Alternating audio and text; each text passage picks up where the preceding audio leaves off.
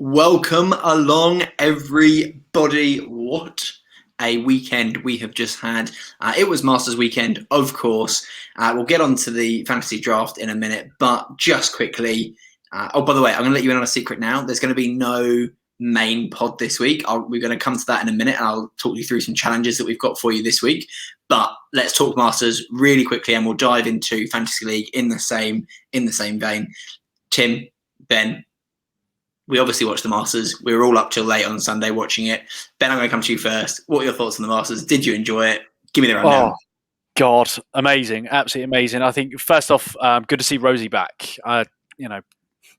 Give props to Matsuyama, massive achievement in first major. But I think from being a selfish kind of Englishman, having watched it, it's good to see Rosie back. And also surprising as well, because I don't feel like he had any good stuff in there, really. Tee to green from kind of Friday onwards. Excellent on the back nine for Thursday. Didn't seem to have a lot Friday through Sunday, and still kind of pulled out the performance or the finish that he did. So be interested to see how his next few months go, and then the year with Ryder Cup coming up. As probably expected, absolutely loved watching the Masters. Was slightly surprised by Matsuyama's very calm, not calculated, but reaction to just winning the Masters. I think I would be crying, laughing, possibly wetting myself all at the same time. And he just he almost strolled off as if he was like, yeah, I knew that was going to happen. Like, it was all there. Amazing, wasn't it? I just couldn't get myself away from the TV, particularly with how challenging it was on the Thursday as well. Conditions. Brilliant. I love the Masters. Yeah. Timbo? Yeah, absolutely agree with all of that. A very worthy winner, great winner. If anything, if I'm being slightly hypercritical, you'd say that the very last day, this is going to sound really weird, in some ways it was a little bit of an anticlimax, only because you want that moment of drama on the last day of someone either going completely missing or an absolute shocking moment. And I thought it had happened on was it the 15th when Hideki, I don't know what he was doing, to be honest.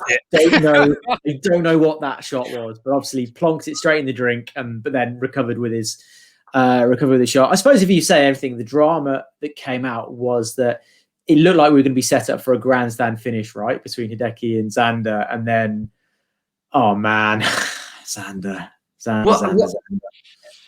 as soon as Hideki put it into the water on 15, and just so far over the back of the green, I'm like, part of me goes, I know it got an awkward bounce off the sort of the back of the green, but I was going, is that a little bit of adrenaline kicking in? He's just absolutely nuked it, and it's just gone through the back. And then I thought, I messaged you two being like, Xander's got this. Yeah. He's going to lose 2 shots here, or at least one. Xander's going to be within 1 shot. He's got this. And then Xander walks onto the 16th, puts it in the water. So yeah. And then as well, his reload went way over the green, didn't it? Yeah. He put it straight in between some fella's legs that was watching from behind the rope, I think. But yeah, I just thought it feels like every year you kind of have that moment from that year that is looked back on, whether it be a brilliant shot or a mistake. And I thought, okay, that mistake on 15th, I think that's going to be the moment that we talk about the 2021 Masters, that either Hideki blew it and Xander came back, or you had the final 3-hole stretch where they were going head to head. So the big dramatic moment just never quite materialized on the final day. But that would be an extreme criticism. I mean, the quality of golf and what was going on across the 4 days was awesome. You had Rose going off like an absolute freight train on the first day. And I think I held off on saying it, but I nearly messaged both of you saying, like, is that a big enough lead after day one to kind of almost solidify a top 3 finish? But obviously it wasn't, because, just couldn't really. He obviously had his first day, which is awesome, and then a little bit of a fade, unfortunately for Rosie. And it's a bit odd thinking, right, if you just looked at the final scoreboard, you hadn't seen the mark, you hadn't seen any of the weekend. Matsuyama only won by 1 shot. And I think if you were to see that at the end and having not watched the rest of it, you'd be like, well, hang on a minute, it was much closer than, and it felt, Matsuyama was almost doing his best to throw it away towards the end and make it a little bit more interesting. But I totally get what you mean. At the beginning of the day, you were like, oh, he's got, what was it, a 5-shot lead? Well, and also like through the front nine, it was an absolute clinic in how to hold on to a lead. He just didn't miss anything, did he? He was brilliant. I have to say, there's two things that I really want to mention. One, this is going to sound a bit mean for professional golfers. I thoroughly enjoy tournaments where there are as many bogeys as there are birdies, and it was. I know it sounds silly, but you watch tournaments in the lead up into this, and you're like, yeah, more birdies, yeah, great, birdie fest is great. When there was like, how many players were below par on going into Saturday? It wasn't that many, was it? There was only a few, and I was like, I like this. I like this. I like knowing that there is actually a chance for someone to have a stinker run of holes and bring 3 more people back into the mix. I think that's part of what makes it super exciting. Yeah. Also makes it a little bit more relatable. I mean, I appreciate we'd probably go around Augusta in like 150. But that's again, like I saw a lot of photos that came up on Twitter from not big names, but it kind of somehow made their way to me of like reporters. Saw so many different sides to Augusta that I'd never seen before of photographs, and it makes you kind of looking at them. I was like, I can understand why players are really struggling around here, because the slopes that they are playing off from like the side of the fairway, when you think from the tee, the cameras make it look like center of the fairway, brilliant. But then you see they're on like a 30-degree downslope, and you're like, right, yeah, that's why it's not that easy to play around here. Yeah, 100%. And the other main thing I want to mention, we'll obviously talk about him in our teams and lineups, but Zalatoris. I like to say this, it's like the commentators had no idea who he was coming into this, which blew my mind a little bit. I mean, not no idea, but it was a bit like, oh, this kid looks good. I'm like, you obviously haven't been listening to the pod, because we've been saying this for months. And I appreciate he hasn't won anything this year. And I can't remember what the stat was that we mentioned a few weeks back, but he's made like 29 out of 30 cuts and has finished in the top 25 like 15 times or something ridiculous. So clearly he is a player. I wanted your thoughts on how, Ben, I'm going to come to you because you were not fully on the Zalatoris train yet. Yeah. Where are you now? Yeah, I mean, I was big on the hype. I feel like he fully deserves the hype. I mean, given what he's done already, where he was at US Open, just based on what I'd heard, I think it was Leishman's caddy on the podcast said, look, young players don't do well around Augusta typically. So that's where last week I was like, I don't think he will. Yeah. But watching him play, even knowing you two had him in your team, I was still wanting him to win the golf tournament because I thought it's such a great story. He's great to watch. He's a good character. He doesn't mess around. Doesn't appear to take kind of long on the ball, and he just seems to go at everything.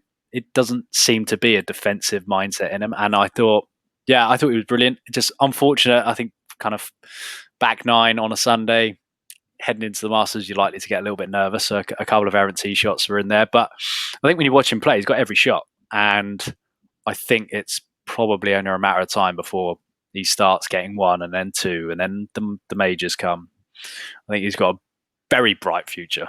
I think the only thing that they were saying, and I haven't actually looked at his stats of this, so I've got no data to actually back this up. The only thing they were saying was that his putting stats aren't particularly good, and there were a couple of times that I was looking at him over like the short putts, thinking he doesn't look uber confident about this putt. but yeah, Tim, any other thoughts to add to Zalatoris? Yeah, it was interesting how. I agree with you. He didn't really get any comments or real coverage till the very last day, but if you're him, that's maybe the way you want it, right? Yeah, you probably don't want the limelight. Though I thought it was interesting how out of nowhere Butch Harmon basically declared on Sunday that he's going to win. Through the broadcast. I was like, well, where's this chap been for the last 3 days? You can't just turn up on the last day and pick the guy that's in second and say, he's going to win. That's not how it works. I could do that. I think I also enjoy that he obviously doesn't take himself too seriously. I think being told in interviews that you look like Happy Gilmore's caddy and various other famous people, and he seems to just kind of laugh it off. And in fact, from what I've seen, he's actually got the Happy Gilmore quote stamped into one of his wedges, which I think is Mr. excellent. Gilmore, I'm your caddy. One thing that I have to mention, it started annoying me, the amount, if you're playing a drinking game, with every time one of the commentators said, well, these young guys coming out of college, they train them to be winners. I was just like, I'm like, I get it. The first time you said it, it was interesting. The 450th time, I'm like, I'm now getting a little bit bored of you telling me that they come out of college ready for competition. But they do, and quite clearly they do. And also I think that is quite literally the point of the college setup. You're correct. Yes, I get to win stuff for the college, but ultimately it's to help them in their professional career. Yeah. Well done. well done for mentioning that. Yeah, for sure. So, okay, right. Let's talk how we did. I'm going to lead this by saying I cannot believe I finished. I think I was in the top 10 and I've lost. I can't believe I finished top 10 and I'm getting a 0 pointer this week. I'm not even mad. I'm quite pleased for our performance for a slice of golf for the podcast. We turn up for the majors. Maybe that's what it is. We're like the Brooks of the fantasy world. Finish every other tournament are in the bottom third. First major on the board, and we're in the top 10. So excellent. Ben, I'm going to come to you first. Talk us through how you got on, what your team did, who you liked, who was cracking. To give us the rundown. Yeah. So up until I think it was last week, I'd only placed 1 to 5 once since we started doing this, and kind of have been pretty average. I think that's how we would probably put it. I've not been good. I've just beaten you by getting 12th. You've been less shit than we have. Yeah, basically, there you go. Yeah, that summarizes it pretty well. And then this week, I did quite like my team when I picked it, but I think it's probably the same as everyone. You've got a star-studded lineup, and you're like, yeah, I feel pretty good here. Did kind of go on past performance and thinking players that I remember playing well around Augusta. Turns out it almost worked. Well, it did work. Come second in the Sunday Red League, which was cool. First in my other league, took home a nice chunk of change, which is paid for my entry in both leagues for the next 7 weeks. So we're very happy with that. Or a few beers. So there you go. There we go. Gluten free only. So I finished on 450.5 points. Of those, 2 players, Schauffele and Spieth. I thought Schauffele was going to win, which when he was my pick as well, I was like, this is going to be magic. But then obviously 16th happened. So Schauffele and Spieth tied 3rd. Cameron Smith 10th, tied 10th. So if you get 3 players inside the top 10, that's, if we're including 10th as top 10, then pretty good. Wow. Casey 26th, Oosthuizen 26th, and Billy Horschel, after the excellent meltdown that he had with his clubs, tied for 50th. So all 6 players made the cut. 3 players inside the top 10. That's a pretty good week. Pretty happy with that. 100%. And 3 points that we need to add onto the board, which I haven't done yet. So I'll do that shortly. Timbo, talk us through. How do your guys do? Yeah, it was a fascinating final day because it was essentially down to me versus Ben for the kind of time for the win in between 2 of us. And Sunday morning, it was like it was back and forth. So I finished 3rd for the week with 443.5 points. JT and Spieth, as predicted, doing well on points with 70 points for JT, 95.5 for Spieth. I felt they were always going to do well. I'll be honest, we obviously stuck our necks out, I think, collectively last week, and we all backed JT for the win. Obviously didn't bring it home, but enough to bring in a shed load of points. I did have Will Zalatoris. So it was obviously my big points scorer for the week, and like Ben, I had both Casey and Mr. Angry Billy Horschel in my squad. Now, I don't want to get bitter, but I believe I've been robbed of 2nd place by the officials at Augusta. Due to answer, yes. My final player was Abraham Answer, who, like Fallis's, basically finished in tied 26th.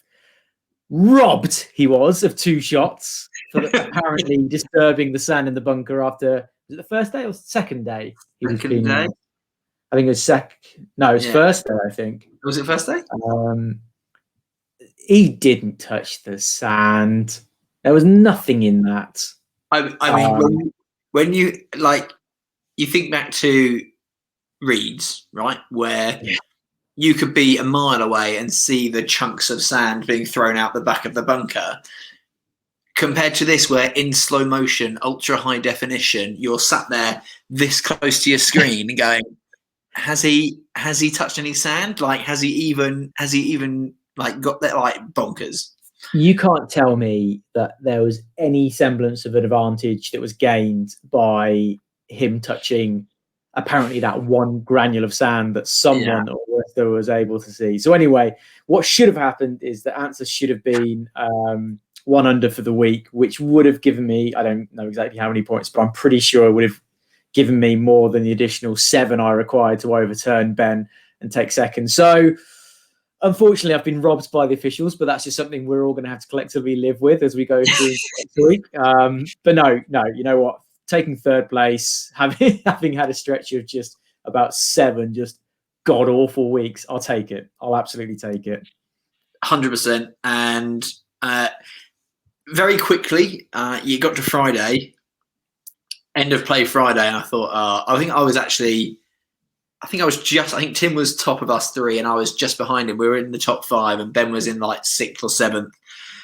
And bloody my vote for winner of this tournament, or not outside pick, but winner, Cantney, has had just an utter shit show of a Thursday, Friday. 19 points total for him, which I feel like is a new low. At one point, I was worried he was going to go into minus figures. Him and Daniel Berger, I even wanted to put Cantney in this week, but I was so upset with his performance last week that I can't put him in. So ruled him out. Even though I actually think if you've had a Saturday, Sunday off at the Masters, you'll probably do better this week. But yeah, him and Berger missed the cut. So I had Spieth, Fitzpatrick, Zalatoris, and Connors. Connors 8th, Zalatoris 2nd, Spieth 3rd. So I also had 3 in the top 10, which I was pleased by. And Fitzpatrick tied 34th. So even with 2 players missing the cut, I managed 8th place. And I said that I'd regret swapping Casey out for Fitzpatrick. It wouldn't have changed anything with regards to us 3. However, I think it was 14 or 15 points extra Casey got, and that would have actually put me into the money. So that's a little bit annoying. But more importantly, it would have been 0 points for us 3. So so with basically 4 players instead of 6, I'm delighted that I managed to get 8th place, to be honest with you. So really, really pleased with that. And I know that he was in my team, but we've been on the Zalatoris hype train for a while, and it got to the point where I was like, I'm just rooting for this guy. I want to see this guy win. So I was like, forget Fantasy League. I'm just go and freaking win this dude. I want to see this. But I don't know if anyone had Matsuyama in our league, actually. I was going to say this earlier on. It's it made the bookmakers a lot of money. Matsuyama winning, because I can't imagine many people having backed him to take the tournament. He plays pretty well around Augusta, but his short game was sensational, and I don't think anyone would have picked him as the winner, and I don't think many people would have done that in DraftKings either. No, I don't think so. I can see Tim flicking through. So overall, thoroughly enjoyable weekend. Delighted with the efforts of us in the Sunday Red League to see the 3 of us in a top 10. Me in 8th, Tim in 3rd, Ben in 2nd. But yeah, Tim, we've got to stop the bleeding here. We've got to get some foulest 0 pointers. However, I'm going to level with you, having done very little research and having a look at the article that I've got in front of me now, starting to panic about my really quickly picked team before we got on the pod. I've really got to set aside a bit more time than that I give myself. It's clearly not working. So this week, this week we head to Harbour Town Golf Links in Hilton Head, South Carolina. I've been to Hilton Head, actually. Absolutely delightful place there. For the RBC Heritage. And normally quite a quiet week because it's the week after the Masters and lots of the European players go back home. However, they're all staying out there. There's 137, according to this, players playing, which is nuts. And as you flick through DraftKings, again, there's quite a lot of players to choose from. Pricing is a bit different. One person in particular has finally got what is gone up in value in Will Zalatoris, just the extra $2,500 for him. He's probably now at a price point that does actually make sense for what he's doing scoring wise. But we've got, I love the information, these articles. Ben, I know you read these articles. I'm on this article, right? It tells me par 71, 7,099 yards. Even tells me what the grass is. Bermuda grass. Does that mean that people are like, hang on a minute, which players play well on Bermuda grass? Designed by Pete Dye. But yeah, overall, the general gist of this says it's all about the putting, is what I'm reading from this. All about the putting. Long game, less important. So short game putting seems to be the key. I'm just going to dive straight in. Last 5 winners, we've got Webb Simpson. Oh, damn. Yeah, I thought you might struggle with this one. Damn, Webb Simpson. Oh, no. no. I know where this is going. I've just looked at who came second to Webb, and he's not in my team, and I've wanted to put him in my team. That's Abraham Answer. 2019 CT Pan, Matt Kuchar comes second. Satoshi Kodaira, I'm going to go with, beating Siwoo Kim in 2018. 2017, Wes Bryan over Luke Donald. 2016, Brandon Grace.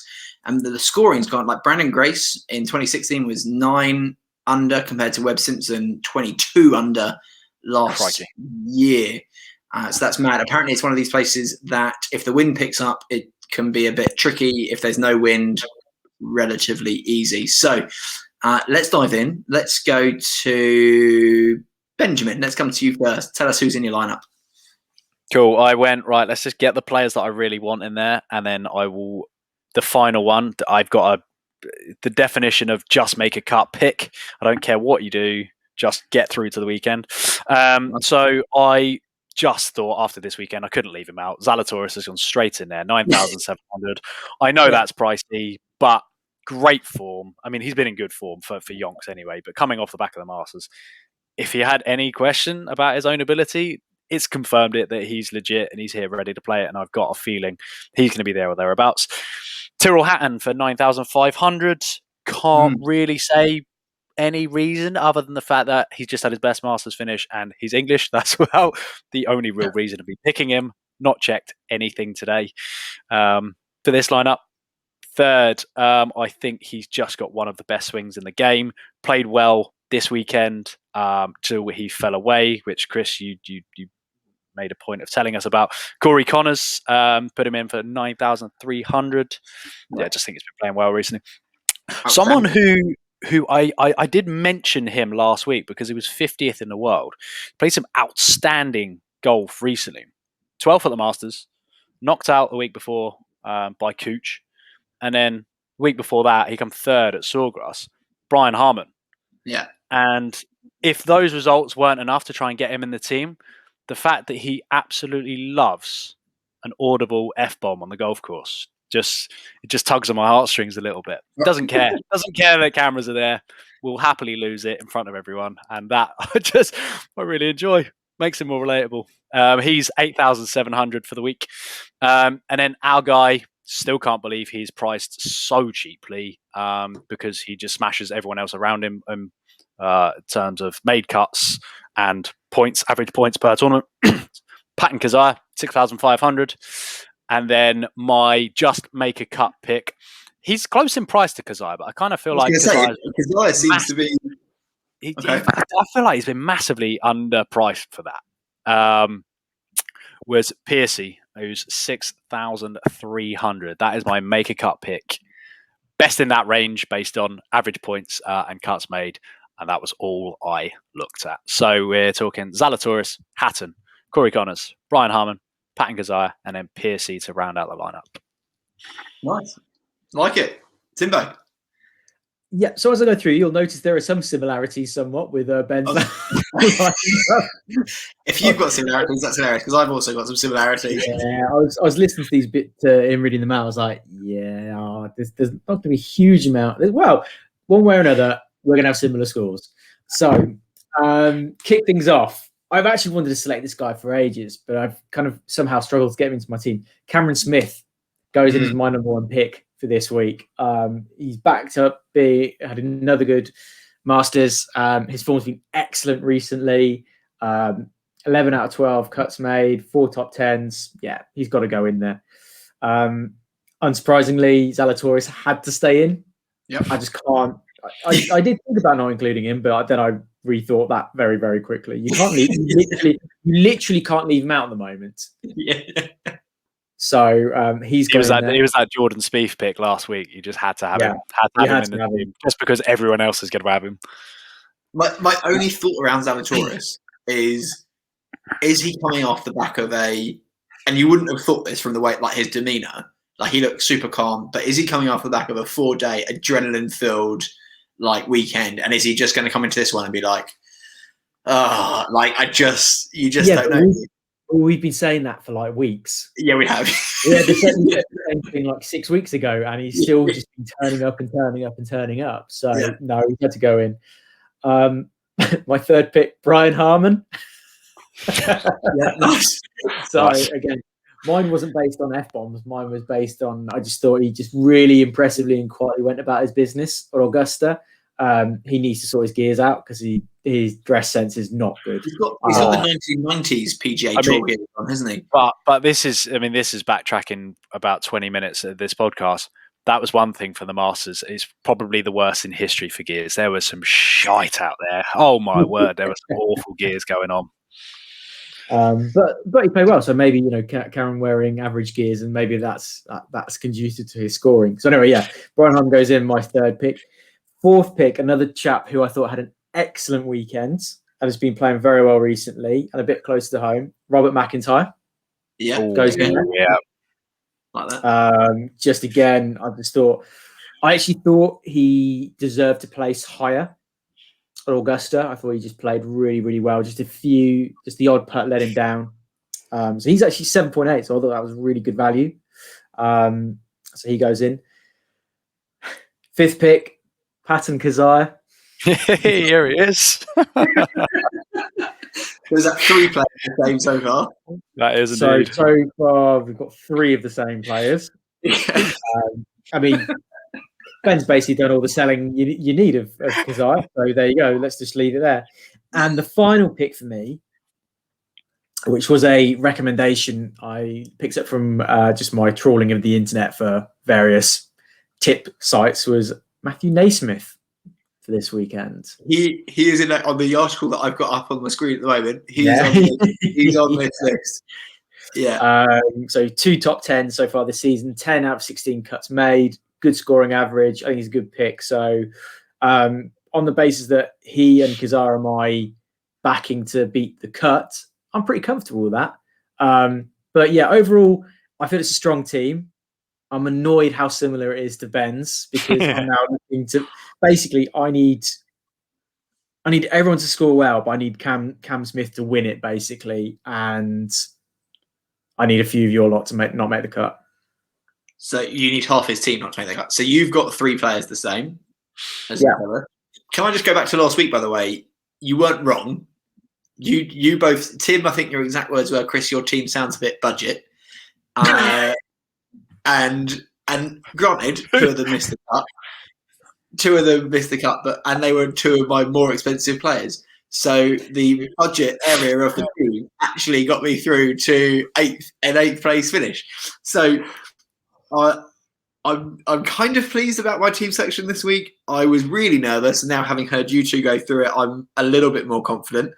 However, looking at this list here, which would have been really useful to have seen half an hour ago, somewhat regretting some of my picks. But anyway, looking forward to it. So this week I have started with Colin Morakawa.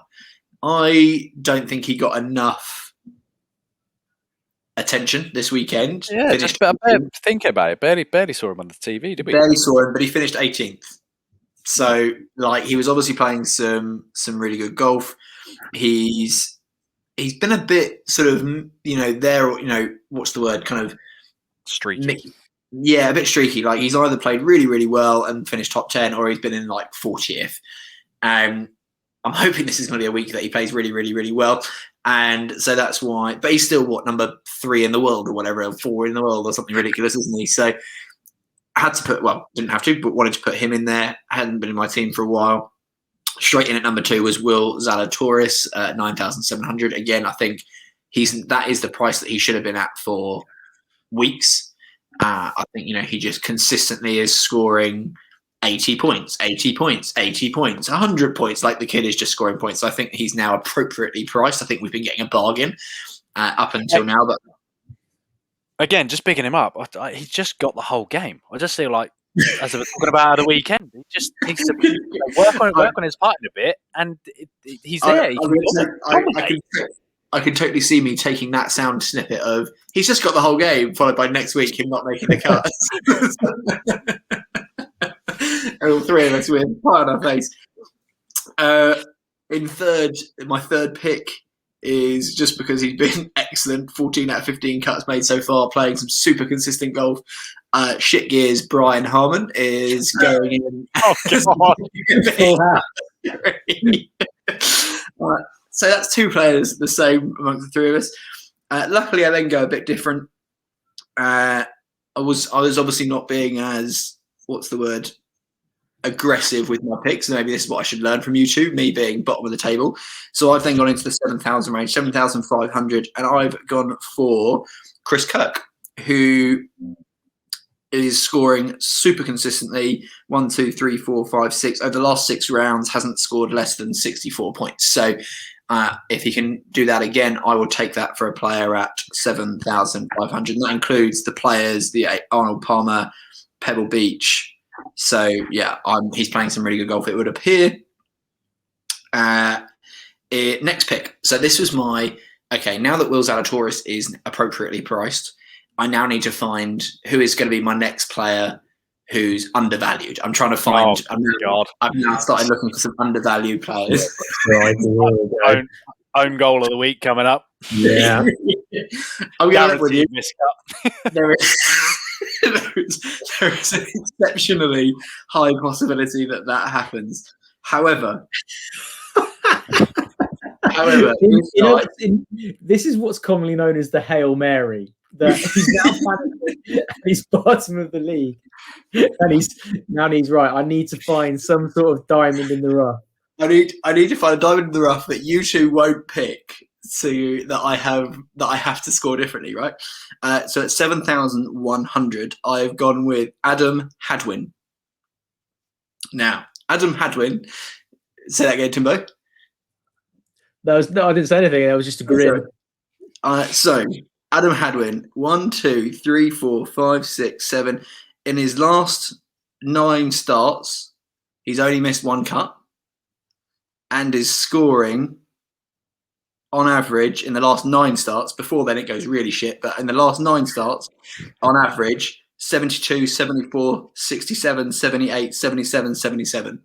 So on average, his point scoring, sure, he didn't play in the Masters, but that includes the players, the Arnold Palmer, the Genesis, the Waste Management. Like, he's clearly racking up some decent points. So who knows? I haven't picked him before. He's a new pick for my team. I'm looking for someone who's on form. He's going in there. Don't go back earlier than 10 starts though, because it's then like 22 points, 20 points, 19 points, 20 points. So we'll see. This may be the pick that sends his career down the drain, because as soon as I pick players, they apparently play really shit. And then in final pick of the team is the one and only at $6,500, Patton Kazar. He is going. I was going to say he has to be in there. Had to be in there somewhere. At 6,500. As soon as I saw him, I was like, I know I haven't picked him since he killed me. I can't remember when it was, but at 6,500, I struggle not to pick him. He's, again, if he is your make the cut hope, then I'm happy with that. So yeah, we've got Colin Morakawa, Will Zalatoris, Brian Harman, Chris Kirk, Adam Hadwin, and Patton Kazar. That is my lineup for the RBC Heritage. Am I still budgeted? No. You watch now. Zalatoris, Harman, Kazar all missed the cut, and our scores just go. Yeah. Don't mind, as long as the other three are better than your other three. That's all that matters. That is amusing. 3 players, the same players that I'm on another article here. I did look at, but have not put in. Streelman seems to be a very popular pick by the sounds of it this week. Connors, I really wanted to put in. I just couldn't make work. It was kind of like him or Brian Harman, and then figuring out the rest of the team. So Connors missed it, didn't go in, but I think Connors is a really good. He's been in my team for several weeks now and is playing some excellent golf. I think he'll carry that on. Just nice to watch as well. Like a very visually pleasing golf swing, isn't it? Yeah, and I didn't know this stat either. Patrick Cantlay has played he's played here 3 times, has never finished outside the top 10 here in those 3 starts. And basically he always crushes it when he plays here. So, but I definitely couldn't put him in after this week. Lost all faith. Lost all faith.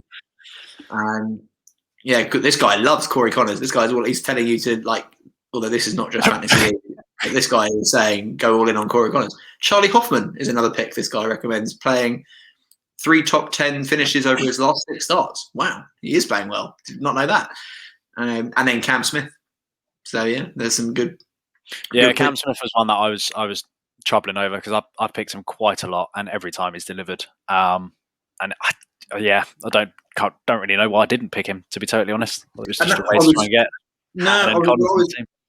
I was scrolling through the options this week, and there were loads of players that I wanted to put in. I was like, there's lots of players that I'm like, I put him in, and it was just about, well, it's just making a teamwork, wasn't it? It's like financially, who can I afford, who can I put where? For sure. Awesome. Anything for you guys to add to the RBC Heritage? No, we'll move on. So as I said at the beginning, we're not going to do a main pod this week, taking a little a 1 week, 1 hour break. But what we want to do is set you listeners, I say a challenge, but we basically want to hear from you in different respects. So we've got 2 things that we'd love for you. Actually, I'm going to add another third. We've got 3 things that we would love for you as a listener to do. Number 1, I'm going to hand you over to Ben to go through, and then we'll come back for me for 2 and 3. So Ben, what do you want the team to do? Cool. So if you guys who are listening or anything like us, you routinely go to the range kind of every week. Now, a lot of the time you'll have stuff to work on. I like challenges. I like things to go and the people have set me that I'm like, right, we're going to have some fun with this. It could be hit a draw, hit a fade, do this, aim to a certain pin, hit whatever. So what I want the listeners to do, reach out to us either via the Twitter handle, which is a Slice of Golf Pod, or through Instagram, a Slice of Golf, and set us a challenge for us to go and do, film, and then post on social media. Something that we can do at the driving range. Now, probably goes without saying, we're not going to be doing things like running down the driving range with pants on our head. Stuff that's is not going to get us arrested. I'm just not doing. But if you've got any good driving range games or a good driving range challenge for us, send it to us. We'll have a good crack at it, and then we'll post on social media how good or horrendously bad we do.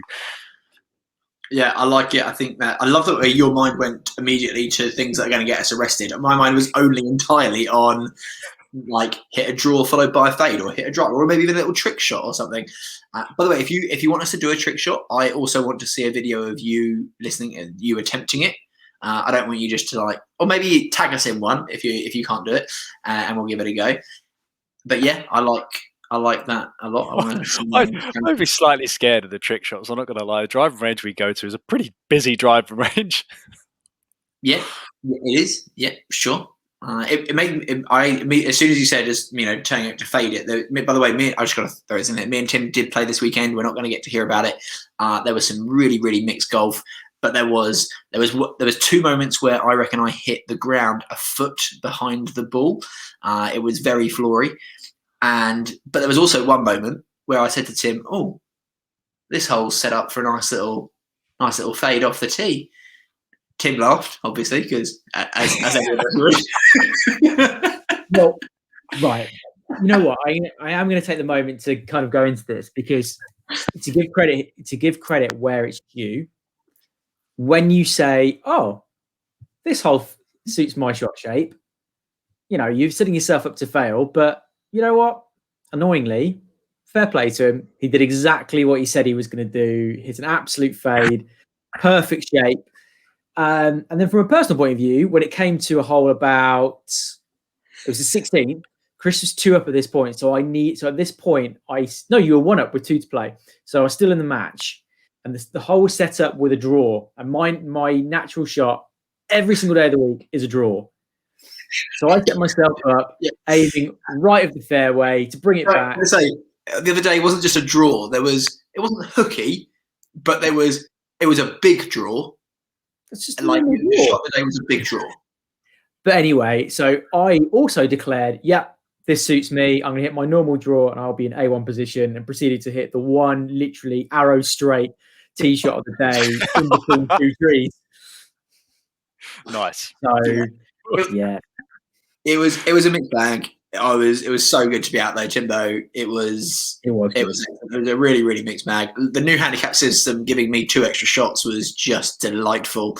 That felt really nice going round.